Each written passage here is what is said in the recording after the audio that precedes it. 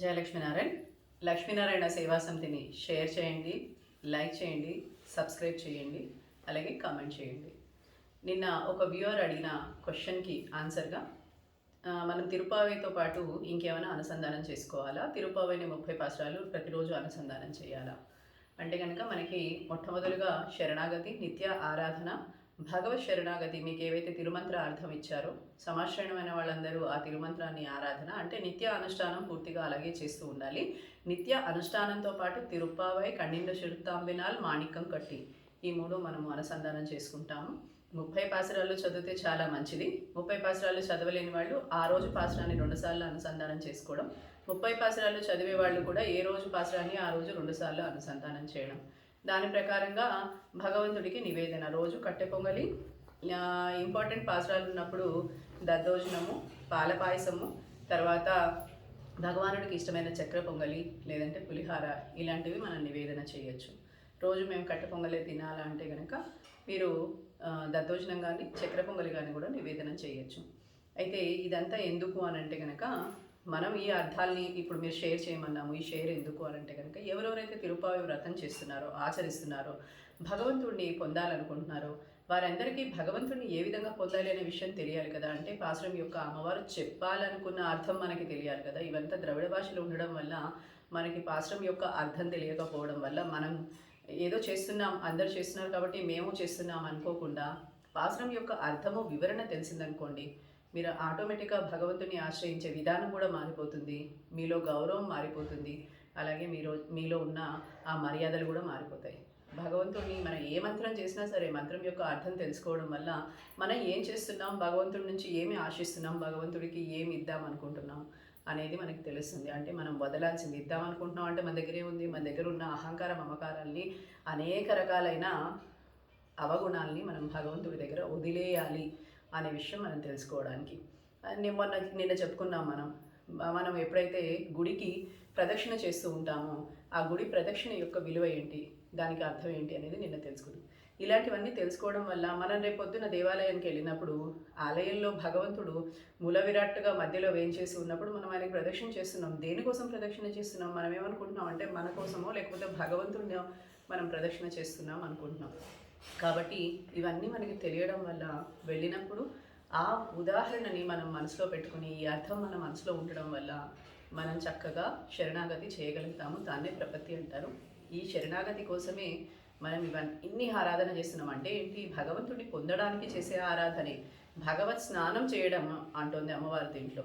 మీరు స్నానం అంటే నిత్య స్నానము, ఈ స్నానము, ఆ స్నానం అనుకుంటారేమో. భక్తి పారవస్యంలో స్నానం చేయాలి. అలాంటి భక్తి పారవస్యం కలిగిన కన్యల్ని ప్రతిరోజు లేపుతుంది నిన్నటి నుంచి అమ్మవారు.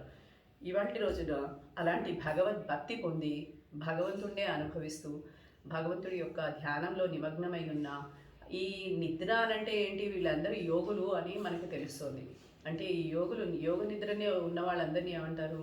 వాళ్ళంతా యోగులు. పరమాత్మతోటి అనుసంధానం చెంది యోగ నిద్రలో ఎంతసేపు వాళ్ళు యోగ నిద్రలో ఉండి భగవద్ అనుభవంతో ఉన్నారు. లేచిన తర్వాత నిత్యకృత్యాలతో పాటు భగవద్ ఆరాధన చేస్తూ ఉంటారు. కాబట్టి మనకి వాళ్ళకి తేడా లేదని మనం అనుకుంటూ ఉంటాం, కానీ యోగులకి మనకి అదే తేడా. జయ లక్ష్మీనారాయణ.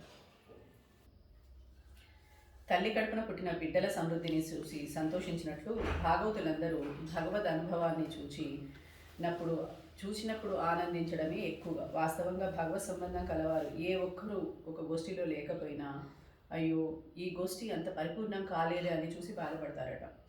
కాబట్టి వీరికి భగవద్ అనుభవం కంటే భాగవత అనుభవమే గొప్పది, ఆ గోష్ఠి చూసే ఆనందం చెందొచ్చు అని చెప్పి అమ్మవారు భగవంతుడిని పొందాలి అంటే మొత్తం అందరం కలిసి గోష్ఠిగా వెళ్ళాలి అని చెప్పి మనకి తెలియజేస్తుంది. వేద పఠనానికి ఉపక్రమించినప్పుడు మనం ఏం చేస్తాము? ఏ పూజ చేసినా లేకపోతే ఏ ఆరాధన చేసినా మొట్టమొదటిగా మనం శ్రీ గురుభ్యో నమః హరి ఓం అని అంటాం. అలాగా నిన్న గోపికల్ని మేల్కొల్పడానికి తెల్లవారిందని గుర్తుగా 3 శబ్దాలని పేర్కొన్నారు. ఇది వినువేళ చెప్పిన వేళ అన్నట్టుగా వారు చెప్తున్నారు అన్నమాట.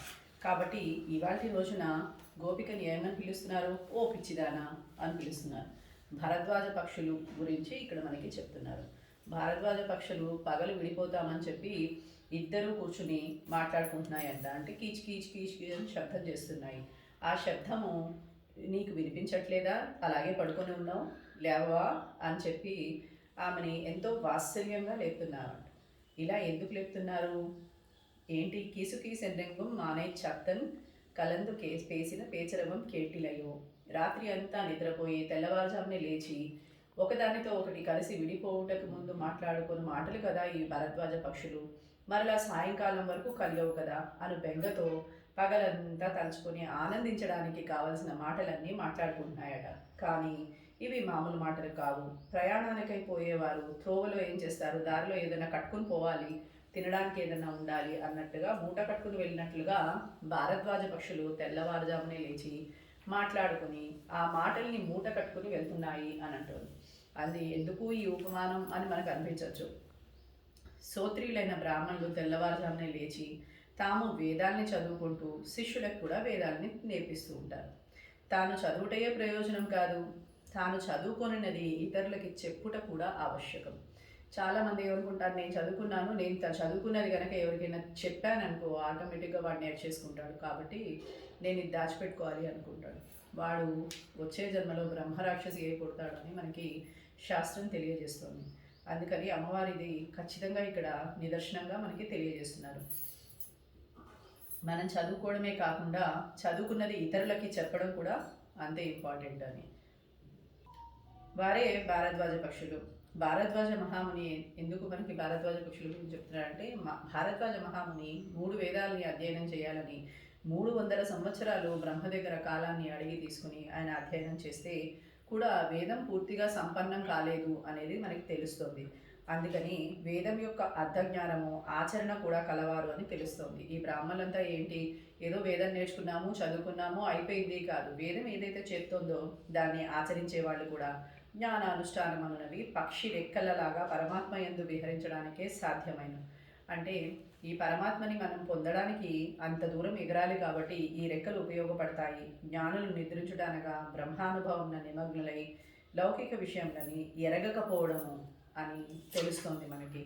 కాబట్టి పెండే పిచ్చిపిల్ల అని అదే క్షిపిస్తున్నారు. అంటే పిచ్చిపిల్ల అనడం ఏంటి అని మనకు అనిపించవచ్చు. ఇక్కడ అమ్మవారు ఏం చెప్తుందంటే, భగవంతుని అనుభవించడానికి ప్రధానము భగవద్భక్తులతో కూడా కలిసి ఏకాంతంగా కలయకుండా ఏకాంతంగా అనుభవిస్తోంది అని. అదే పిచ్చి. అలా కాకుండా పిల్లాయ్ ఓ పిల్ల అని నిన్నటి పాశ్రంలో చెప్పింది.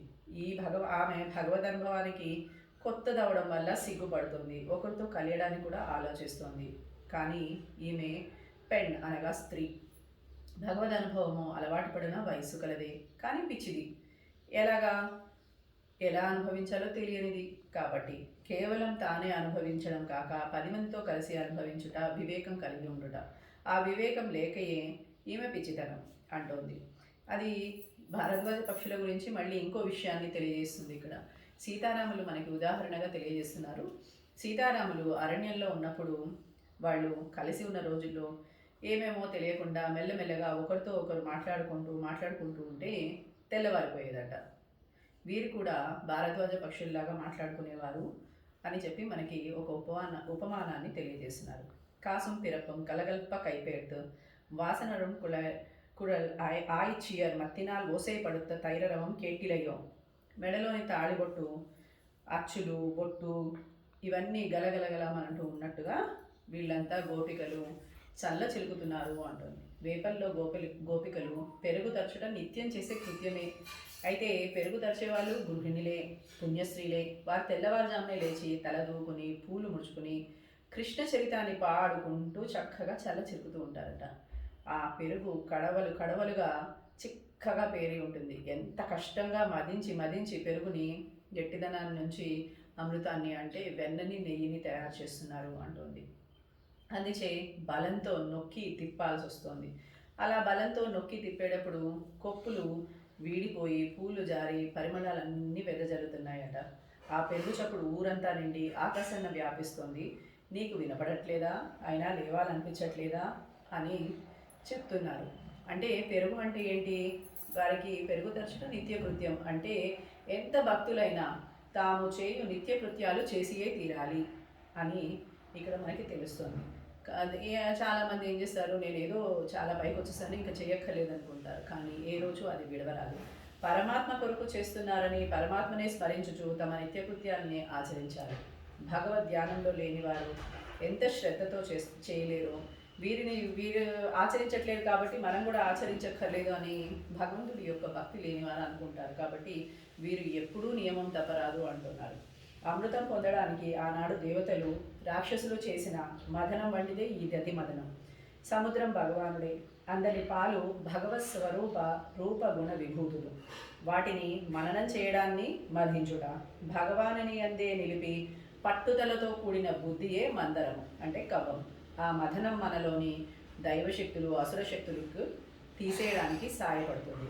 చివరకు దైవశక్తులు జయించి భగవత్ కటాక్షం చే అమృతాన్ని మనకి ప్రసాదిస్తుంది. అసలు శక్తులు నశిస్తాయి. గోవులనగా వాక్కులు అనగా వేదాలు. వాటి వలన మనకు లభించే పాలే భగవత్ స్వరూప రూపగుణ విభూతులు. బాగుగా గురుముఖత ఎరిగి అంటే మనం ఏదైనా భగవత్ సంబంధమైన విషయాన్ని గురుముఖత ఎరిగి మనస్సును దృఢంగా నాటుకొని ఎలాగ మనం భగవంతుడి వైపే వెళ్ళాలని చెప్పి మనం ప్రతి విషయాన్ని తెలుసుకుంటామో అదే పెరుగు. ఆ అనుభవమే పెరుగు. కాబట్టి భగవత్ సంబంధ జ్ఞానాన్ని కవ్వము, భగవత్ప్రీతి అనే తాడుగట్టి చిలుకగా కాయికగా వాచిక మానసిక వ్యాపారాలను ప్రేమతో భగవంతునికి అర్పణ చేయాలని మనస్థితి ఏర్పడుతుంది. ఇది వెన్న లాంటిది.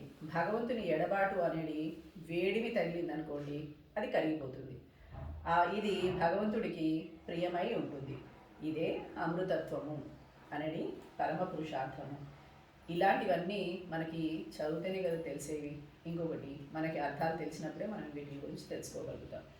వెనకకు పోచున్న ధ్వని ఒకటి, శరీరము పాడుగా మనకేమవుతుంది, సముద్రంలో ఈ సముద్ర మదనం చేస్తున్నాము అని అన్నప్పుడు సముద్ర మదనంలో ఒక 3 ధ్వనులు వచ్చాయట. ఆ సముద్ర మదనంలో వచ్చే 3 ధ్వనులు ఏంటి అంటే, సముద్రంలో మందరం పెట్టడానికి సముద్రాన్ని ముందు ఎత్తి పెడుతున్నప్పుడు నదిలోకి నీరు ప్రవహించడానికి వీలు కాక నదులలో నీళ్ళన్నీ సముద్రంలోకి వస్తాయి. అయితే ఎప్పుడైతే మందరం పెట్టేసరికి సముద్రంలోనే ఉన్న నీళ్ళే బయటకు వచ్చేస్తున్నాయి. కాబట్టి నదిలో నీరు సముద్రంలోకి వెళ్ళలేదు. కాబట్టి ఆ నీళ్ళన్నీ నదిలోకి వెనక్కి పారుతున్న శబ్దం ఒకటి. అది కాకుండా మనకి వాసుకిని ఆ కవ్వానికి మన ఈ మందర పర్వతానికి తాడుగా కట్టారు కాబట్టి ఆయన శరీరం నుంచి రాపాడుతూ వచ్చే ధ్వని ఒకటి. ఇది కాకుండా మళ్ళీ సముద్రం చుట్టూ సుడులుగా తిరుగుతున్న చక్కటి ధ్వని ఒకటి. ఈ 3 ధ్వనులు వస్తున్నాయట. అలాగే వీళ్ళ ఆభరణ ధ్వనులు కూడా ఇలాగే ఉన్నాయి అంటోంది. ఏం ఉపమానం అయ్యా ఏంటి, వీళ్ళ ఆభరణాలు ఏంటి, వీళ్ళు చిలుకుతున్నప్పుడు వీళ్ళ చేతి గాజుల యొక్క సవడి, మెడలో ఉన్న మంగళసూత్రం ఆభరణాల సవడి, కాలి అందెల యొక్క సవడి వస్తుంది అని చెప్పి మనకి ఈ 3 సవళ్ళని మందర పర్వతంతో పోలుస్తున్నారు. ఈ మంగళసూత్రం వద్ద మనకి 3 ముళ్ళు వేస్తారు. ఇప్పుడు మంగళసూత్రం గురించి మాట్లాడుకున్నాం కదా, మనకి 3 ముళ్ళు వేస్తారు. మనం నిత్యం ఏదో ఒక విషయాన్ని తెలుసుకుంటాం. ఇవాళ రోజున మంగళసూత్రం గురించి తెలుసుకుందాం. ఈ 3 ముళ్ళు భగవంతుడికి మనకు ఆత్మకు గల నిత్య సంబంధాన్ని తెలియజేస్తాయి. అనన్య శేషత్వము, అనన్య భోగత్వము, అనన్య శరణత్వము. ఈ 3 భగవంతునికి మన దగ్గర ఉండవలసిన సంబంధమైన విషయాలు. అంటే ఏంటి? 1 అనన్య శేషత్వము, నేను భగవంతునికే తప్ప ఇతరులకు చెందిన దాన్ని కాదు. అనన్య భోగత్వము, నాకు భగవంతుడే తప్ప వేరొక పదార్థము అనుభవించదగినది లేదు. అనన్య శరణత్వము, నాకు భగవంతుడే తప్ప వేరొక రక్షణము లేదు. ఈ 3 జ్ఞానములు కలుగుటయే 3 ముళ్ళు. ఇది తల్లి అయిన ప్రకృతితో ప్రాకృతులతోనూ సంబంధం పోయి భగవంతుడితో భాగవతులతో సంబంధము ఏర్పరుస్తుంది అని చెప్పి మనకు తెలుస్తుంది. అందుకని మనకి మంగళసూత్రం యొక్క 3 ముళ్ళు విశేషం. నాయక పెంపిల్లాయ్ అంటున్నారు. ఏంటి? ఓ పిచ్చి పిల్ల, మాకు కూడా అనుభవించడానికి తగిన వాటిని నీ ఒక్కదానివే అనుభవిస్తే ఎలాగా? మాకు అనుభవించడానికి కావలసిన దారిని చూపగలిగే శక్తి కలిగిన దానివి. కాబట్టి మేమెవరైనా కృష్ణ పరమాత్ముల్లో చేరాలనుకున్నాం అనుకోండి, అవి నీవు మాకు దారి చూపించగలవు లే అంటున్నారు. నారాయణన్ మూర్తి కేశవనై పాడు నీకెట్టే కిడత్తియో. నారములనగా నిత్యములకు సర్వ పదార్థాలు. ఆ పదార్థాలన్నిటి యందు కనపడనట్టుగా ఉన్నవాడే మనకి ఆధారమైన వాడే, నియామకమైన వాడే, ఆత్మయే వ్యాపించిన ఉన్నవాడే నారాయణుడు. మరి కేశవనే అన్నారేంటి? కేసి అనే రాక్షసుడు గుర్ర రూపంలో వచ్చి కృష్ణుని చంపడానికి ప్రయత్నించాడు. అయితే వాడిని సంహరించిన వాడు కాబట్టి కేశవ అనే నామము ఆయనకి వచ్చింది.